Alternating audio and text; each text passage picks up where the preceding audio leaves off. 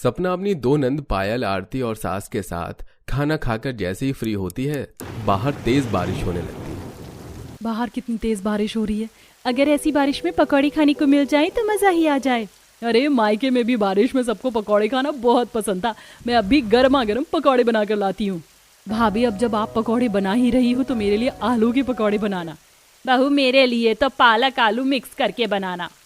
घर वालों के कहने पर सपना चुपचाप रसोई में जाती है और जल्दी से आलू पालक काटती है, साथ ही बेसन का घोल तैयार करती है और घर वालों के लिए पकौड़े बनाने लगती है। तो वहीं ऑफिस में बारिश देख अनीता और अंजलि अपनी कोलीग सुरभि से बात करती है।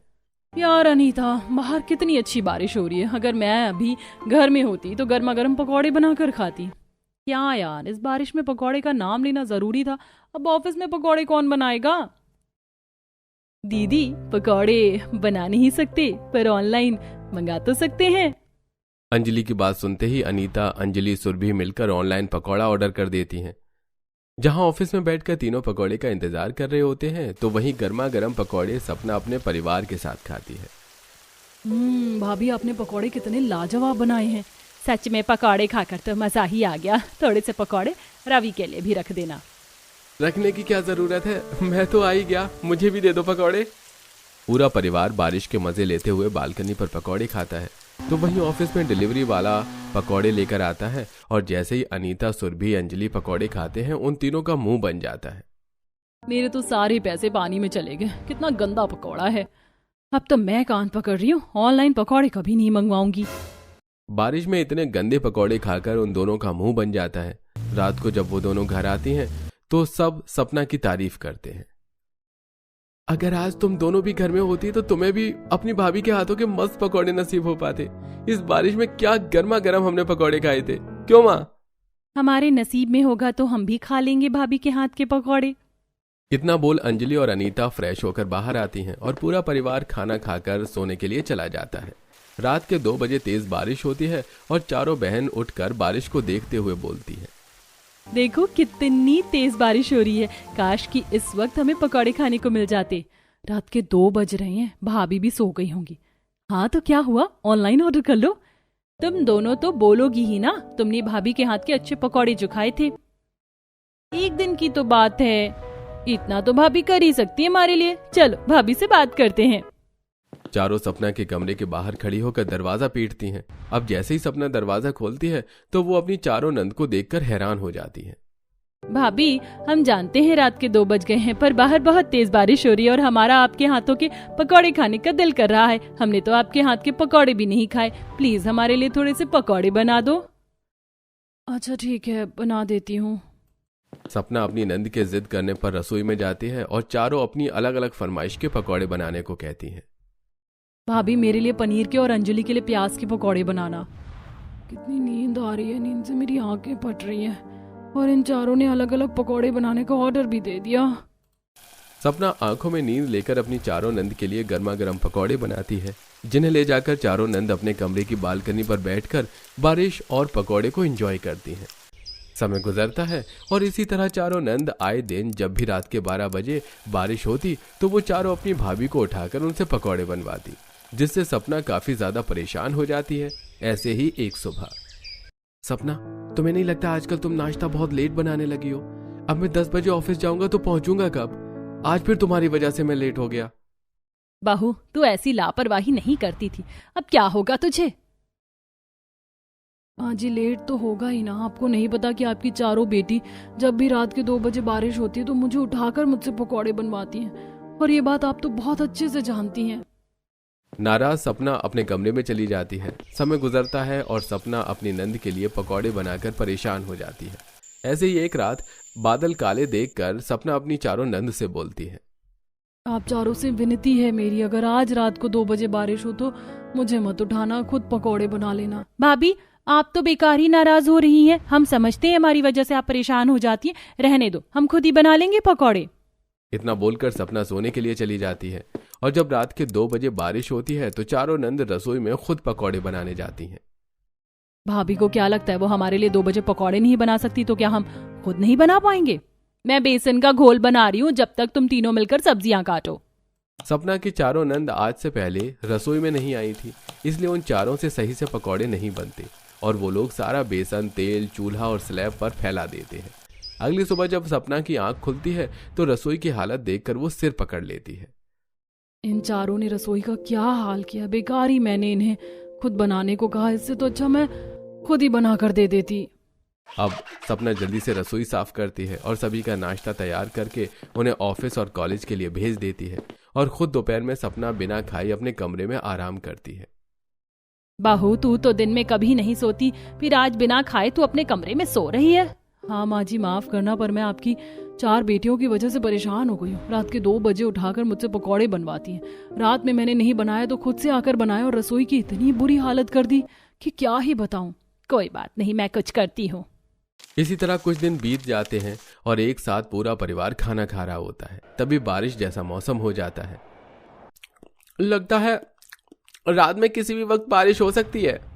हे भगवान, बारिश ना हो, नहीं तो ये चारों मुझे उठाकर मुझसे पकौड़े बनवाएंगे। एक काम करती हूँ, पहले से ही रसोई में सारी तैयारी करके रख देती हूँ ताकि ये चारों मुझे रात में उठा ना सके और खुद भी पकौड़े बनाए तो ज्यादा गंदगी ना करे।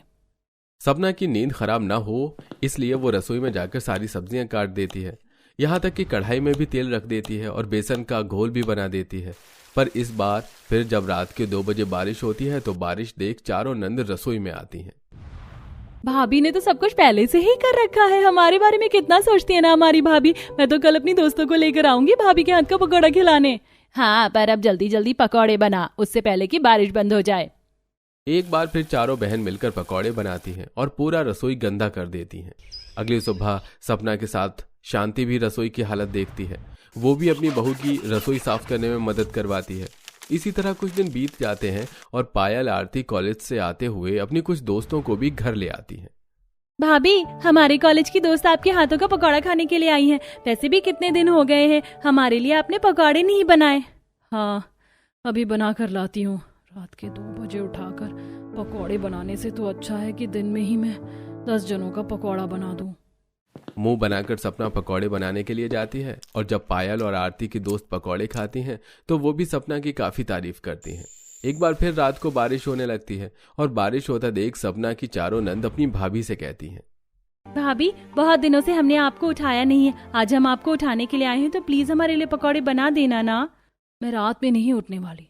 रात में उठने की वजह से मैं सही से सो नहीं पाती और तुम्हारे भैया ऑफिस के लिए लेट हो जाते हैं। रहने दे, अगर तुझसे मेरी बेटी के लिए पकौड़े नहीं बनाए जाते तो मैं खुद बनाऊंगी अपनी बेटियों के लिए पकौड़े। जब तू नहीं थी तब भी रात के 2 बजे उठकर मैं अपने बच्चों के लिए पकौड़े बनाती थी। अब रात को फिर से 2 बजे बारिश होती है और इस बार चारों बहन अपनी माँ को उठाती हैं। शांति जब रसोई में जाती है तो अपनी एक बेटी को आलू काटने को देती है, तो दूसरे को प्याज और तीसरी को घोल बनाने को कहती है और चौथी को चूल्हे के पास खड़ा कर देती है। अभी तो मैं जिंदा हूँ, इसलिए रात के 2 बजे भी उठकर तुम चारों के लिए इस बारिश में पकौड़े बना रही हो। पर कल को तुम्हारी शादी हो जाएगी तो तुम क्या करोगी? भगवान ना करे तुम चारों को भी 4 नंद मिले और रात के 2 बजे खाना बनवाने वाली नंद मिले जो ससुराल में तुम्हें परेशान करे, तुम्हारी नींद खराब करे। माँ, प्याज कट गए। ये ले अंजलि, अब इन प्याज को बेसन में मिलाकर कढ़ाई में डालना शुरू कर दो। शांति बड़ी चालाकी से अपनी बेटियों से पकौड़े बनवा लेती है और उन्हें खरी खोटी भी सुना देती है। चारों नंद अपने कमरे में पकौड़े खाते हुए कहती हैं, पकौड़े तो हमने खुद ही बनाए हैं, फिर भी माँ ने कितना सुना दिया। इससे तो अच्छी भाभी हैं। हमने उन्हें कितने दिन परेशान किया पर उन्होंने कभी भी शिकायत नहीं की। अब तो हमें खुद भी पकौड़े बनाने आ गए। अब मन करेगा तो बिना किसी को बताए खुद पकौड़े बना लेंगे। शांति और सपना कमरे के बाहर खड़ी होकर उनकी बात सुनकर हंसने लगती हैं। हाँ जी, आपने तो कमाल कर दिया, मेरी चारों नंद को लाइन पर ला दिया। अब मुझे इनके लिए रात में 2 बजे उठकर इस बारिश में पकौड़ी नहीं बनाने पड़ेंगे। गरीब बहू की मायके वर्सेस ससुराल में ड्रेस। पापा, आपको पता है कल कॉलेज में कॉन्सर्ट है। रात के 10 बजे तक तो मैं जा सकती हूँ ना? हाँ बेटा, तू जा सकती है। और पापा, मैं भी स्नेहा के साथ कॉन्सर्ट में जा रही हूँ। नहीं रेशमा, तुम नहीं जाओगी। जरा अपने कपड़े देखो, कितने अच्छे कपड़े लाकर देता हूँ मैं तुम्हें हमेशा। ये क्या फटे पुराने कपड़े पहन लेती हो? वो पापा, स्नेहा को ये ड्रेस आ नहीं रही थी और इतनी खराब नहीं हुई थी, इसलिए रेशमा ने पहन लिया। हाँ पापा, प्लीज मुझे जाने दीजिए। बोला ना तुम नहीं जाओगी। कमल अपने कमरे में चला जाता है। रेशमा की आंखों में आंसू होते हैं। वो भी अपने पिता को मनाने कमरे में चली जाती है। पापा मेरे पास और ड्रेस है ना, मैं वो पहनकर चली जाऊंगी। पापा प्लीज जाने दीजिए, ये मेरे फाइनल ईयर का लास्ट कॉन्सर्ट है। अरे मेरी पगली बेटी, रास्ते में तेरी फ्रेंड पारुल मुझे मिली थी। उसने मुझे कॉन्सर्ट के बारे में पहले ही बता दिया, इसलिए मैं तेरे लिए ड्रेस लेकर आ गया हूँ। ये ले और इसे पहन कर जाना। हाँ इसका मतलब इतनी देर से आप मुझे तंग कर रहे थे? हाँ। तभी बेटी अपनी ड्रेस खोल कर देखती है। वाह पापा, ये ड्रेस तो बहुत अच्छी है। इस ड्रेस को मैंने मॉल में देखा था, अच्छा हुआ आपने लाकर दे दिया। कल मैं ये कॉन्सर्ट में पहनकर जाऊंगी और बहुत अच्छी लगूंगी। हाँ मेरी बच्ची। दरवाजे के बाहर खड़ी सौतेली बहन ये सब सुनकर जल भुनकर अपने कमरे में चली जाती है, जिसके कुछ देर बाद रेशमा के सो जाने के बाद उसकी नई ड्रेस को स्नेहा कैंची से काफी ज्यादा काट देती है। अब आएगा मजा। दोनों माँ बेटी जाकर सो जाती हैं। अगली सुबह रेशमा नहाकर जब वो ड्रेस पहनने वाली होती है तो उसे कुतरा हुआ देख वो बहुत रोती है। हे भगवान, पापा ने मुझे इतने प्यार से ये ड्रेस ला कर दी थी, ये खराब कैसे हो गई? रेशमा देख, मैं कितने अच्छे से तैयार हो गई हूँ। चल, कॉन्सर्ट के लिए लेट हो रहा है। ये क्या हुआ, तो अभी तक तैयार नहीं हुई? और तेरी ड्रेस? अब मैं कॉन्सर्ट में कैसे जाऊंगी? मेरे पास एक ड्रेस है, वो पहन लेना। स्नेहा जानबूझकर अपने कबर्ड से खराब ड्रेस निकाल कर देती है, जिसे रेशमा पहनकर कॉन्सर्ट में जाती है, जहां उसके फ्रेंड्स उसकी फटी हुई और उधरी ड्रेस को देखकर मजाक उड़ाते हैं। अरे फटे हुए कपड़े का कोई नया फैशन आया है क्या? रेशमा तो इतनी गरीब भी नहीं जितना तू बन कर आती है। जरा अपनी बहन को देख, कितनी अच्छी ड्रेस पहनी है। तू तो एकदम कबाड़ी लग रही है। अब कबाड़ी है तो कबाड़ी ही लगेगी ना। बेचारी के पास ड्रेस नहीं थी तो मैंने ये दे दी इसे। सब लोग इतना मजाक उड़ाते हैं कि रेशमा वहां से रोते रोते बिना कॉन्सर्ट देखे घर आ जाती है। दरअसल बेचारी के साथ हमेशा से ही अत्याचार होता था। उसकी सौतेली बहन और माँ ने उसे परेशान करके रखा हुआ था। नेहा, आज पार्टी में जाना है, देख मैं तेरे लिए कितनी अच्छी ड्रेस लेकर आई हूँ, जल्दी से इसे पहन ले। ओके माँ। माँ मुझे भी तो पार्टी में जाना है, मेरी ड्रेस कहाँ है? तुझे ड्रेस चाहिए? शक्ल सूरत देख अपनी, मेरे घर की सिर्फ नौकरानी लगती है। वैसे भी तू पार्टी में नहीं जा रही, लेकिन हाँ तुझे ड्रेस चाहिए तो घर पर झाड़ू पोछा लगाकर ये कपड़े पहन लेना। स्नेहा के पुराने कपड़े संजना रेशमा के मुंह पर फेंकती है। माँ मुझे दर्द हो रहा है, छोड़ दीजिए। ले छोड़ दिया, और 1000 बार बोला है मैं तेरी कोई माँ नहीं हूँ, सिर्फ सौतेली माँ हूँ, और मेरी एक ही बेटी है स्नेहा। तुझे अच्छे कपड़े भी दिला दिए ना तो भी तू कबाड़ नहीं लगेगी। और हाँ, ये तेरे पापा को पता नहीं चलना चाहिए। शक्ल क्या देख रही है? माँ और मेरे लिए सैंडविच लेकर आ। तब रोते हुए रेशमा रसोई में जाकर सैंडविच बनाती है और सौतेली माँ बेटी को दे देती है। वो हमेशा उसके साथ ऐसे ही करते थे। कुछ ही महीना में कमल अपनी बेटी की शादी अमीर घर में कर देता है, जहाँ ससुराल में सब बहुत अच्छे थे, लेकिन रेशमा को अभी इस बात का अंदाजा नहीं था। खैर, जब वो पहली रसोई का खाना सबको बनाकर खिलाती है तो अपनी नंद सलोनी की ड्रेस देखती है। वाह दीदी, आपका वन पीस ड्रेस बहुत अच्छा है, और इसकी पॉकेट देखकर तो मुझे भी और अच्छा लगा। कहाँ से लिया आपने ये ड्रेस? अरे भाभी, ये ड्रेस मैंने कहीं से ली नहीं बल्कि खुद डिजाइन की है। हाँ बहू, तेरी ननद फैशन डिजाइनर है और वो बहुत अच्छे अच्छे कपड़े बनाती है। वैसे बहू, तुमने खाना बहुत बढ़िया बनाया है। शुक्रिया पापा जी। सब खाना खाकर अपने कमरे में चले जाते हैं। वहीं सलोनी अपने कमरे में एक नई ड्रेस सिलकर तैयार कर रही थी। तब रेशमा, वाह दीदी, ये ड्रेस और इसका कलर बहुत प्यारा है। आप ये ड्रेस कहाँ पहनकर जाएंगी? अरे भाभी, आज मेरी फ्रेंड की एंगेजमेंट है, बस वहीं पहनकर जाऊंगी। मुझे भी ऐसी ड्रेस पहनने का बहुत शौक था, लेकिन पहन ही नहीं पाई। क्यों भाभी? क्योंकि वो जल गई। स्नेहा, ये मेरी ड्रेस है, मुझे पहनने दे। पापा मेरे लिए लाए हैं। पापा सब कुछ तुझे दे देते हैं, मेरे लिए तो कुछ लाते ही नहीं है। ये ड्रेस मैं तुझे किसी कीमत पर नहीं दूंगी। देख स्नेहा, तू कोई और ड्रेस ले लियो, पर ये ड्रेस मुझे दे दे। नहीं दूंगी, नहीं दूंगी, नहीं दूंगी। ना रहेगा बांस, ना बजेगी बांसुरी। ऐसा कहकर स्नेहा उस ड्रेस को लाइटर से जला देती है। अब पहले पापा की परी, पापा की दी हुई ड्रेस, वो इसी लायक है। अरे भाभी, आप वो ड्रेस जलने की वजह से नहीं पहन पाई, कोई बात नहीं, मैं आपके लिए बनाऊंगी ना, आप पहन कर चलना। नहीं नहीं, इसकी कोई जरूरत नहीं है, वो तो तुम्हारी ड्रेस है। भाभी, आप पहनोगी तो मुझे अच्छा लगेगा, और आप नहीं मानोगी तो मैं बात नहीं करूंगी। अच्छा ठीक है। तब सलोनी भाभी की फिटिंग की सुंदर सी ड्रेस बनाकर तैयार कर देती है, जिसे शाम को रेशमा पहन लेती है और बहुत सुंदर दिखती है। तब सास उसकी नजर उतारती है। अरे ये मेरी रेशमा बहू है, मुझे तो यकीन ही नहीं हो रहा, बिल्कुल परी सी लग रही है। तब सास उसके माथे को चूमती है, तभी उसकी आंखें नम हो जाती हैं। अरे बहू, तेरी आंखों में आंसू क्यों? वो बस इसलिए माँ जी क्योंकि बहन जैसी प्यारी नंद और माँ जैसी आप जो मुझे मिल गई। इतना प्यार मुझे कभी नहीं मिला क्योंकि मेरी सगी माँ बचपन में ही गुजर गई थी और फिर पापा ने दूसरी शादी कर ली।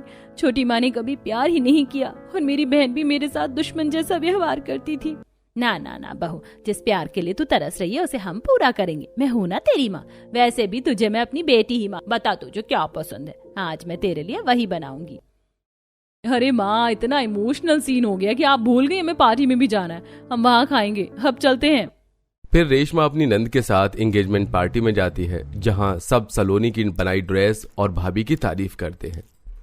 वाह सलोनी, तेरी भाभी तो शादी के बाद भी ससुराल में ऐसी ड्रेस पहनती है। सही है यार, काश मैं भी ऐसी ड्रेस ससुराल में जाकर पहनूं। हाँ हाँ बिल्कुल। वैसी काजल, सगाई की बहुत बहुत बधाई हो। ये ड्रेस तो मेरी नंदनी बनाई है जो मुझसे बहुत प्यार करती है और मैं भी उनसे। आप दोनों का बॉन्ड हमेशा ही ऐसा रहे। मुझे माँ बुला रही है, मैं आती हूँ। फिर नंद भाभी पार्टी से एंजॉय करके घर आ जाते हैं। ससुराल में सब रेशमा का खूब ख्याल रखते हैं। एक दिन सलोनी का बर्थडे होता है जहां वो अपने लिए सुंदर सी गाउन ड्रेस तैयार करती है। वाह, ये ड्रेस तो बहुत खूबसूरत है। बचपन में मैं ऐसी ड्रेस पहनना चाहती थी लेकिन तब भी स्नेहा ने मेरी ड्रेस को काट दिया था। अब मेरी शादी हो गई है, मैं कभी ये नहीं पहन पाऊंगी। प्रिंसेस बनकर इस ड्रेस में कभी केक नहीं काट पाऊंगी। भाभी, मैंने सब कुछ सुन लिया। क्या आज मेरे बर्थडे पर आप ये ड्रेस पहनोगी? सलोनी दीदी, आप ये क्या बोल रही हैं? आज आपका दिन है, आपने दिन रात करके ये प्रिंसेस वाली ड्रेस बनाई है, मुझसे ये नहीं होगा। भाभी, मैं तो फैशन डिजाइनर हूँ। आए दिन आपसे पहले भी मैंने बहुत अच्छी अच्छी ड्रेस बनाई है और पहनी भी है, लेकिन आपको ये खुशी कभी नहीं मिली। इसलिए आज मेरा बर्थडे गिफ्ट यही होगा कि आप इसको पहनो और मेरे साथ केक काटो। नहीं दीदी, आज का दिन आपका है, आपके साथ मैं केक नहीं काट सकती। बहू, मेरी बच्ची तुझसे छोटा सा गिफ्ट मांग रही है, वो भी तेरी खुशी के लिए। तो मान जा ताकि मेरी दोनों बेटी खुश हो जाए। ठीक है पापा जी। शाम को पार्टी की तैयारी हो जाती है जहां सलोनी ने भी बहुत अच्छी ड्रेस पहनी थी और उसकी बनाई हुई ड्रेस रेशमा ने पहनी थी और पार्टी में सब लोग उसकी खूब तारीफ कर रहे थे। अरे वाह वंतिका, ये तो तेरी बहू है। बहू बहुत अच्छी लग रही है। अच्छी क्यों नहीं लगेगी, मेरी एक बेटी ने दूसरी बेटी के लिए ड्रेस बनाई है। हाँ बहन जी, हम अपनी बहू बेटी में कोई फर्क नहीं करते। और पापा जी बिल्कुल ठीक कह रहे हैं, मैं बहुत खुश नसीब हूँ जो मुझे ये ससुराल मिला। माँ जी, पापा जी सब मुझे बहुत प्यार करते हैं और नंद के रूप में मुझे एक बहुत प्यारी बहन मिली है जिन्होंने आज के दिन भी अपनी ड्रेस मुझे दे दी। ये तो भाभी मेरा फर्ज था। चलिए केक कट करते हैं। तब सलोनी के साथ गरीब बहू अपनी पसंदीदा ड्रेस पहनकर केक कट करवाती है और अपने ससुराल में खुशी खुशी रहने लगती है।